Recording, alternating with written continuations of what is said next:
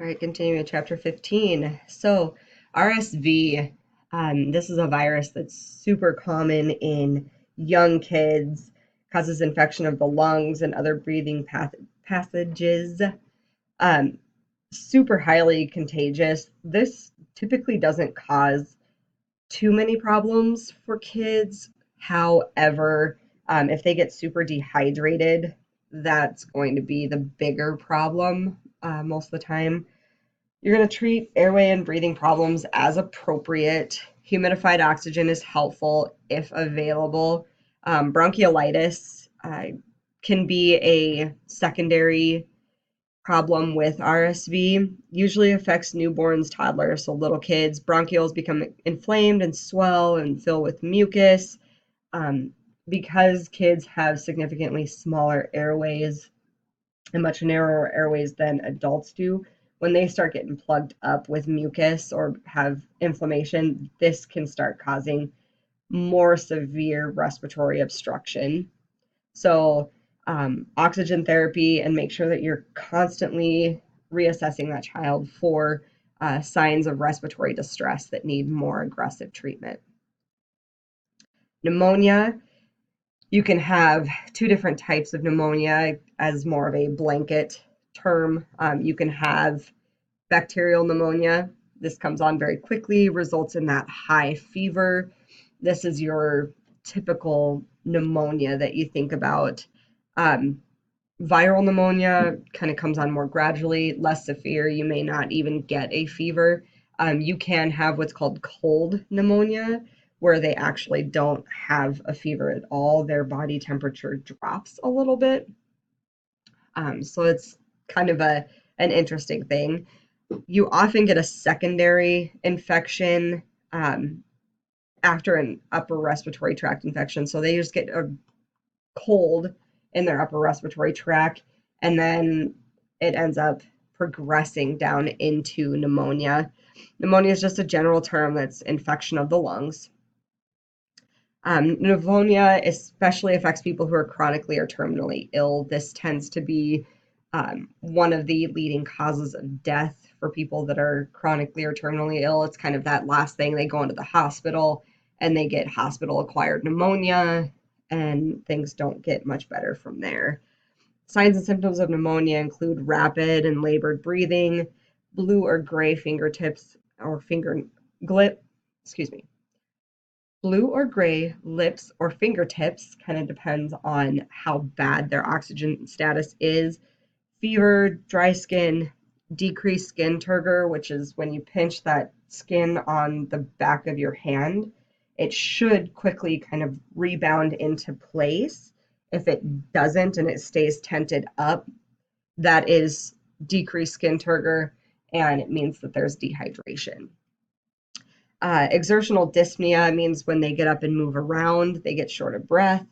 Productive cough, chest discomfort and or pain, headache, nausea and vomiting, and then general pain throughout their musculoskeletal system.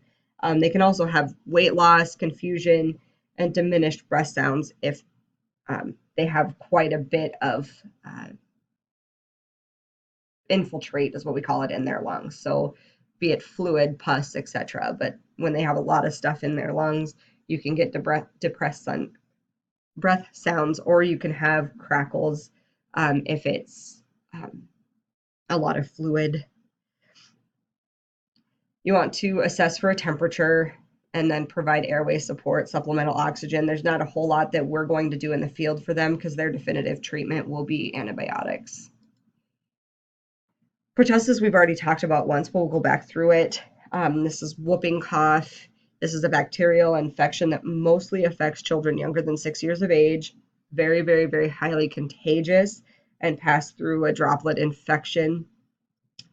Your patients will have a pretty decent fever and then get coughing attacks that are broken up by a whooping sound as they try to inhale through that cough attack.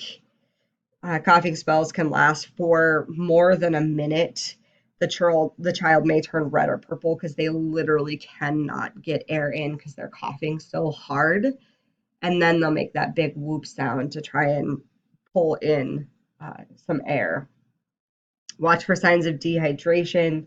You may need to suction quite a bit with these kiddos, and then try and provide ventilatory support as necessary. Influenza type A, we've already talked about as well. We'll just quick go through it. This is similar to that H1N1 strain. Symptoms are fever, cough, sore throat, muscle aches, headache, and fatigue. This may lead to pneumonia or dehydration.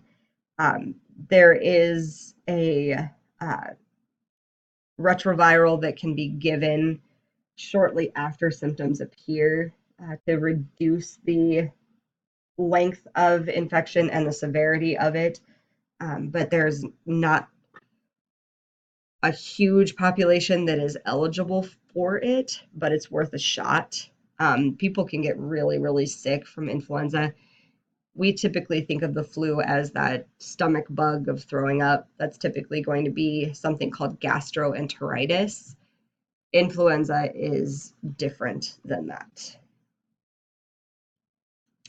We talked about tuberculosis as well, so we're not going to really go into it. This is definitely not as prevalent in the United States as it is in some other countries. Those that are most susceptible are people that live in very tight communities with not the best hygiene. So it can be like homeless populations, prison inmates, nursing home residents. TB is found in persons who abuse IV drugs, alcohol. Those that have HIV are more susceptible to TB as a secondary infection. So if somebody is coughing and in one of those populations, you may want to be a little more proactive and put on an N95 respirator. Acute pulmonary edema.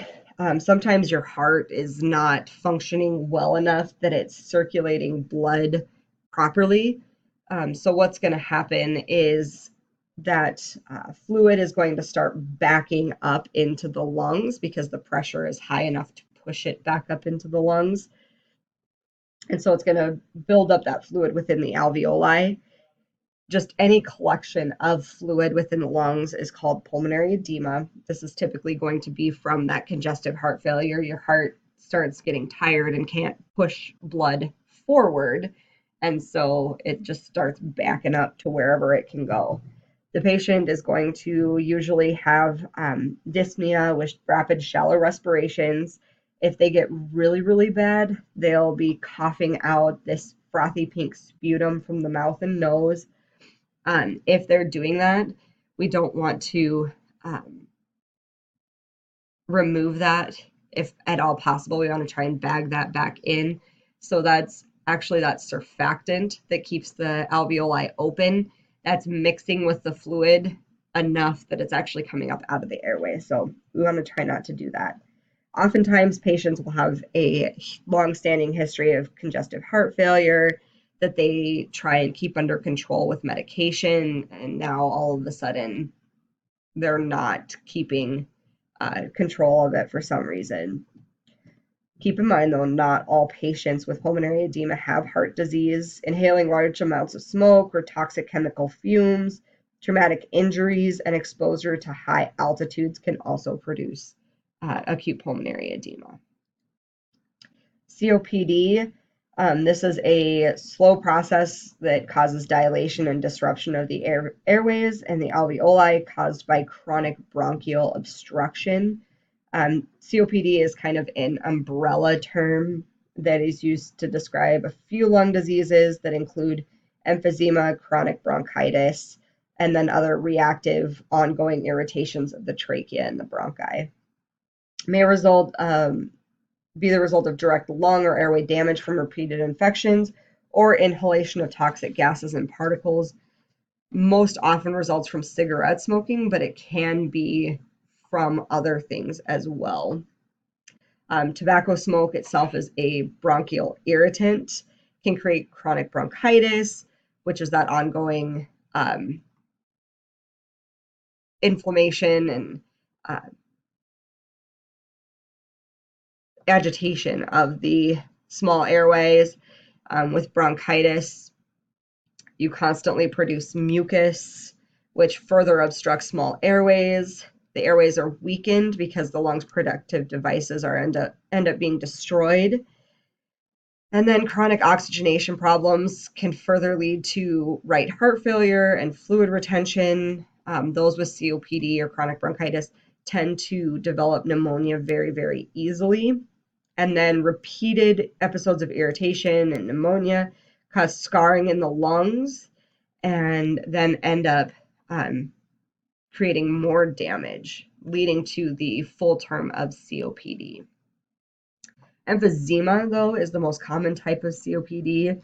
You've got the two types. You've got your chronic bronchitis kind of side of COPD, and then you've got your emphysema. Your chronic bronchitis, we call them blue bloaters. Emphysema, we call them pink puffers, just as a kind of quick term for them. Emphysema is the loss of elastic material in the lungs that results from chronic stretching of the alveoli. Smoking typically tends to destroy the elasticity of the lung tissue. They have an okay time getting air in, so they oxygenate relatively well, but then they have a hard time getting that air back out because of that inflammation. And so they tend to not lack oxygen, they just can't get it back out. So they don't tend to be that cyanotic color that the patients with chronic bronchitis are. They are blue bloaters because everything's obstructed and they end up not being able to even get air in. So they do lack in that oxygenation process. Most patients with COPD have elements of both chronic bronchitis and emphysema. Most patients chronically produce sputum all the time, always have a cough, have difficulty expelling lungs or air from their lungs, and they tend to have long exhalation phases, wheezes, trying to keep those airways open long enough to actually get that air out. So here's kind of what we're doing. Normal lung, things can get down. There's not a lot of stretching. Inflamed lung, you've got air trapping, which tends to overinflate that alveoli.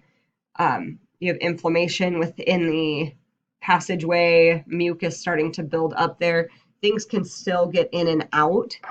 They tend to get in better than they get out. And so you still get more air trapping, things starting to expand. And then when it becomes completely obstructed, it's not going either way. Patients with pulmonary edema within their lungs, you get a difference in sound between wet lungs and dry lungs. Patients that have pulmonary edema, typically caused by congestive heart failure, will often have wet lung sounds, so rhonchi or crackles. Patients with COPD often have dry lung sounds, which are your wheezes. Sometimes you can confuse those. It's always good to listen to normal lung sounds, even if they don't have anything going on respiratorily, to listen, because it's a lot easier to figure out what normal is and then try and start relaying different sounds. Okay, well, it's not normal, but it's abnormal, and then you can start narrowing it down that way.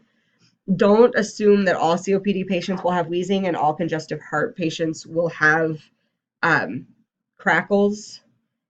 Patients with COPD wheeze because of the bronchial constriction. They have shortness of breath. Breathing will progressively get worse. They have trouble breathing on exertion or that exertional dyspnea. Usually are long-term smokers with a thin barrel-chested appearance, so their chest expands because of that air trapping. They often have a slower onset of symptoms. And patients with congestive heart failure experience fluid overload in the lung, which may develop quickly from a failing pump. So a lot of times that pulmonary edema is going to come on more suddenly. COPD tends to occur over a time span and then have acute attacks.